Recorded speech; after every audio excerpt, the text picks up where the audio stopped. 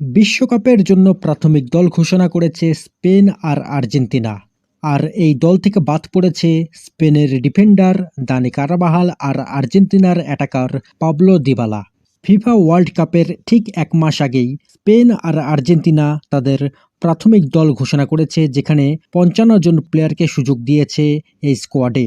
এখান থেকে ২৬ জন প্লেয়ারকে ফাইনাল স্কোয়াডে ডাক দিবে।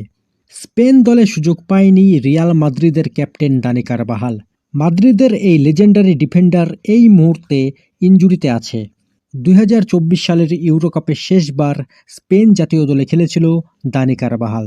তারপরে সে লিগামেন্ট ইনজুরিতে পড়ে, আর যার জন্য স্পেন দলে আর সুযোগ পায়নি। মিডিলে অনেকদিন সে খেলার বাইরে ছিল, যদিও এই মরশুমে সে চোট ফিরিয়ে এসেছে, বাট তারপরেও মাদ্রিদ দলে ঠিকমতো সুযোগ পাচ্ছে না।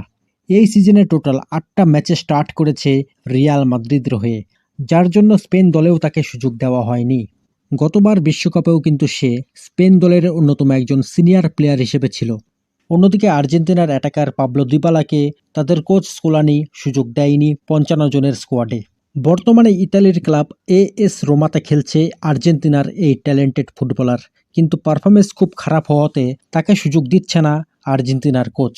পাবলো দিবালাকে আর্জেন্টিনা দলে মেসি আর দি মারিয়ার পরে সবথেকে ট্যালেন্টেড ফুটবলার হিসাবে ধরা হতো, কিন্তু ক্লাবের হয়ে সে এত বছর ধরে ভালো খেললেও আর্জেন্টিনা দলে সবসময় কম সুযোগ পেয়েছে, আর সেটাও মেসির জন্য, কারণ তাদের দুইজনের পজিশন প্রায় এক।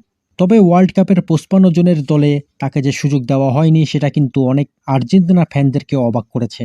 যদিও বর্তমানে আর্জেন্টিনা দলে অনেক ভালো ভালো অ্যাটাকার আছে, যেরকম Messi, Lautaro Martinez, Julian Alvarez, আর নতুন আসা মাস্তান্তুনো নিকোপাচ, আলেহান্দ্রো গার্নাচোর মতো অনেক ইয়ংস্টার।